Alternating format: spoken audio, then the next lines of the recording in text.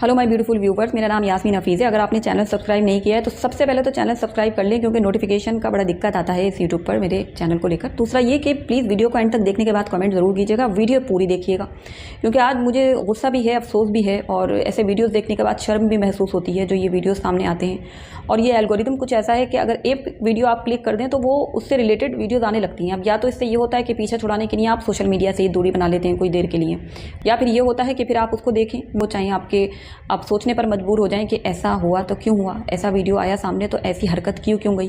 खैर, आप इस वीडियो में देखिएगा, लेकिन उससे पहले जो रिसेंट डेवलपमेंट हुए हैं उस पर थोड़ा बात कर लेती हूँ। हमने सीजेपी का जो पूरा प्रोटेस्ट देखा है, तो इसको लेकर अब प्राइम मिनिस्टर का हमने देखा वो इंस्टाग्राम से जुड़कर डायरेक्ट जो देश का युवा है उनसे जुड़कर अपनी बात रख रहे हैं। और इसी बीच अनाउंस किया गया है कि हाई पावर टास्क फोर्स का गठन हो गया है, जिसको हेड करेंगे नंदन नीलकेणी जी। अब ये अपने आप में ही एक ऐसा नाम है जो कहा जा रहा है कि एजुकेशनल रिफॉर्म जो है वो बड़े स्तर पर होने वाला है। तो ये आधार और इन्फोसिस में एक अहम इनका कंट्रीब्यूशन रहा है नंदन नीलकेणी जी, और उनको ये बड़ी जिम्मेदारी दी गई। दूसरा ये कि सोनम वांगचुक जी, जब उनका देहांत हुआ था, जो मैंने वीडियो की थी, अगर आपने नहीं देखी है तो मैं कमेंट सेक्शन में और डिस्क्रिप्शन में लिंक दूंगी, आप ज़रूर देखिएगा। सोनम वांगचुक जी जो कि कारगिल वॉर के हीरो रहे, उनके देहांत पर मैंने जो वीडियो की थी आज से 3 महीने पहले, उस वीडियो को आप देखिएगा। अभी कारगिल विजय दिवस का बहुत देश में चर्चा, उस पर वार्ता, उस पर सेलिब्रेशन सब हो रहा है, तो वो वीडियो आप ज़रूर देखिएगा। याद तो आती है, लेकिन देश सबसे पहले है, उसके बाद में घर है। मेन चीज़ तो वही है। लेटर तो हमेशा लिखते रहते हैं, लेकिन लेटर का लिखना और आमने सामने थोड़ा बात होने में थोड़ा फर्क होता है, इसलिए इसमें ट्राई करते रहते हैं। ऐसा लगता है फोन महसूस बस यही कर रहे हैं कि हम जितनी जल्दी हो सके इस लड़ाई को ख़त्म करें और अपने घर जल्दी से जा सके, ताकि घर वालों की चिंता खत्म हो। और अभी जो सोनम वांगचुक जी जो अभी का हम प्रोटेस्ट के जो हवाले से देखें, उनका क्या मैसेज रहा है वो भी आप सुनिए। वो इस प्रोटेस्ट के एंड होने और इस प्रोटेस्ट के बाद अब उन्होंने क्या मैसेज दिया है, थोड़ा सा आप वो भी देख लें। नमस्कार सभी को। आखिर आज वो दिन आया जब कि मैं इस अस्पताल से डिस्चार्ज हो रहा हूँ। काफ़ी बेहतर महसूस कर रहा हूँ, खा रहा हूँ धीरे धीरे, और शरीर में भी जान आ रही है। आज मैं दिन में यहाँ से निकलते हुए और घर लद्दाख वापस जाने से पहले राजघाट पर बापू को श्रद्धांजलि अर्पित करने जाऊँगा।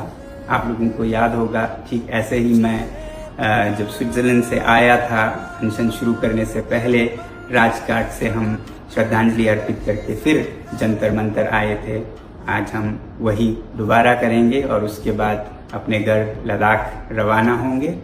जाते जाते आप सभी से मैं दिल की गहराइयों से शुक्रिया अदा करना चाहता था कि आप सब ने, छोटे बड़े, पास के दूर के, देश भर से सब आवाज़ में आवाज़ मिलाकर हम सब ने एक मुहिम, एक आंदोलन चलाई और हम कामयाब भी हुए, और इसी तरह होते रहेंगे। आप सबसे हम जुड़े रहने की उम्मीद करते हैं।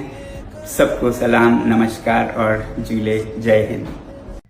खैर, सोनम वांगचुक जी का ये मैसेज रहा है, और वो इस प्रोटेस्ट में अगर एजुकेशन मिनिस्टर के रिज़ाइन को कामयाबी माना जा रहा है, तो मुझे लगता है कि उससे ज़्यादा इम्पॉर्टेंट ये रहेगा कामयाबी में कि जब ये ज़मीनी स्तर पर ये एजुकेशनल रिफॉर्म हमें देखने को मिले, वो सुधार, वो चेंजेस हमें देखने को मिले, कि जिससे आगे जाकर किसी भी स्टूडेंट को फिर से ऐसी किसी भी सिचुएशन से ना गुजरना पड़े जहां वो अपने आप को ठगा सा महसूस करे।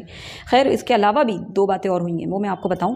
ये जो सीजेपी प्रोटेस्ट में जिस तरह से फोर्सफुली जो प्रोटेस्टर्स के ऊपर जो भी वीडियोज़ आ रही थी, बहुत अफसोसजनक, और ख़ास करके जो महिलाओं के साथ जिस तरह का बिहेवियर का वीडियो सामने आ रहे थे, वो देख कर आप, आई एम श्योर आप में से बहुत सारे लोग जो ऐसे हैं जिन्होंने वो वीडियोस देखी हैं, और गुस्सा, अफसोस रहा है कि ये वीडियोस क्यों, और ये केवल अपने देश में नहीं बल्कि विदेश तक वायरल हुई है ये वीडियो। वो जो है उस पर अब देखिए क्या बात आई है सामने, कि सीजेपी प्रोटेस्ट में जो आरएएफ जवानों ने ज़रूरत से ज़्यादा बल प्रयोग किया, उस पर आरएएफ प्रमुख सीमा धुंधिया जी ने ये बात मानी है, और उनका इस पर क्या स्टेटमेंट आया है। तो आरएएफ चीफ सीमा धुंधिया दी ने सीजेपी प्रोटेस्ट के दौरान जवानों के ज़रूरत से ज़्यादा बल प्रयोग पर नाराज़गी जताई है। द प्रिंट के मुताबिक सोशल मीडिया पर सामने आए वीडियो का संज्ञान लेते हुए उन्होंने कहा कि फोर्स का इस्तेमाल तय नियमों के तहत और चरणबद्ध तरीके से, मतलब स्टेप बाय स्टेप होना चाहिए था। साथ ही दिल्ली में तैनाती के दौरान पैलेट गन या फिर ये इलेक्ट्रिकल वेपन्स और इलेक्ट्रिकल शील्ड्स के इस्तेमाल पर रोक लगाने के निर्देश भी दिए हैं। तो जो आरएएफ प्रमुख सीमा धुंधिया जी हैं, उन्होंने इस बात को माना है कि सीजेपी प्रोटेस्ट में आरएएफ जवानों ने ज़रूरत से ज़्यादा बल प्रयोग किया। वो स्टूडेंट्स थे जो प्रोटेस्ट कर रहे थे, उनके ऊपर जो बल प्रयोग किया गया, ये पैलेट गन, मतलब आप सोच के देखें ये चीज़ हुई क्यों, और इसके बारे में चर्चा ना कि केवल अपने देश में बल्कि दुनिया भर में इस पर चर्चा हुई है। सुप्रीम कोर्ट ने क्या कहा है, सुप्रीम कोर्ट का भी इस पे आया है सामने कि सिर्फ आंदोलन होने पर लाठीचार्ज नहीं हो सकता। सुप्रीम कोर्ट ने सीजेपी के संसद मार्च के दौरान पुलिस कार्रवाई पर सुनवाई करते हुए कहा, उन्होंने ये सिर्फ इसलिए लाठीचार्ज नहीं किया जा सकता क्योंकि लोग आंदोलन कर रहे हैं। सीजेआई सूर्यकांत, उन्होंने कहा है कि शांतिपूर्ण और कानून सम्मत विरोध प्रदर्शन का अधिकार संविधान द्वारा संरक्षित है। अगर कुछ असामाजिक तत्व हैं तो उनसे निपटना चाहिए, जो भी एंटी सोशल एलिमेंट्स आते हैं, क्योंकि हमने देखा है जब भी हम किसी भीड़ का हिस्सा बनते हैं तो उसमें एंटी सोशल एलिमेंट्स, एक ऐसा एलिमेंट उसमें ज़रूर एंट्री करेगा उस पूरे उस पूरी भीड़ को या तो बदनाम करने के लिए या फिर उस भीड़ का हिस्सा बन के उसका फ़ायदा उठाने के लिए या उसको भी नुकसान पहुंचाने के लिए। तो इस तरह की चीज़ें जब देखने को आती हैं तो उसका संज्ञान लेते हुए सीजेआई ने ये बात कही है। संविधान नागरिकों को यह अधिकार देता है कि वो शांतिपूर्ण प्रोटेस्ट कर सकते हैं। जब तक प्रोटेस्ट शांतिपूर्ण है और पूरी तरह से कानून के दायरे में है तब तक उन पर बल का इस्तेमाल नहीं किया जा सकता। अगर बल का इस्तेमाल किया गया तो ये इसकी स्वतंत्र जांच होगी। तो खैर अभी इस पे पूरी जांच होगी, ये सारी बात सामने आई है और ये रीसेंट डेवलपमेंट्स हैं। और भी बहुत सारी चीज़ें हो रही हैं। अभी तो ऑनलाइन जो है वो प्रोटेस्ट शुरू हो गया है और वो E20 को लेकर, रिजर्वेशन को लेकर, उसको लेकर भी सामने आ रही है बात कि उसको लेकर भी पार्टीज बन गई हैं और बहुत ही कम टाइम पे, बहुत कम टाइम में इतने ज़्यादा फॉलोअर्स हो गए हैं।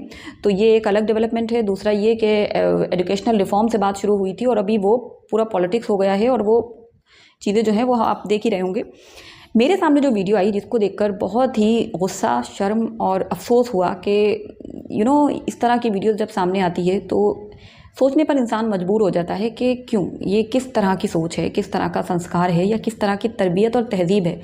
जब भी कहते हैं ना कोई बच्चा आपका कुछ गलत कर रहा है या कुछ उसकी भाषा शैली, उसका बिहेवियर, उसका अखलाक, उसकी सोचना समझना जो भी उसका गलत है, जिससे किसी को नुकसान पहुंच रहा है या कहीं ना कहीं आप शर्मिंदगी महसूस करा रहे हैं अपने ही देश के लोगों को, तो फिर सवाल आपके साथ साथ आपके माता पिता पे भी उठता है, आपके पेरेंट्स पे भी उंगली उठती है।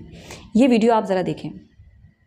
मेरे को आज के बाद बोल दिया ना किसी ने कि जवान हमारे लिए बैठे हुए हैं बॉर्डर पे, हमारे लिए नहीं बैठे भाई, वो सत्ता में जो लोग बैठे हैं उनके लिए बैठे हुए हैं। Army is so great. Indian army Mahi तुम्हारी पीछे चूतिया दिख रहा है, यही लोग लाट। अब जब मैंने ये वीडियो देखी तो ये वीडियो देखी बहुत गुस्सा आया, शर्म महसूस हुई कि ये क्या है पूरा प्रोटेस्ट।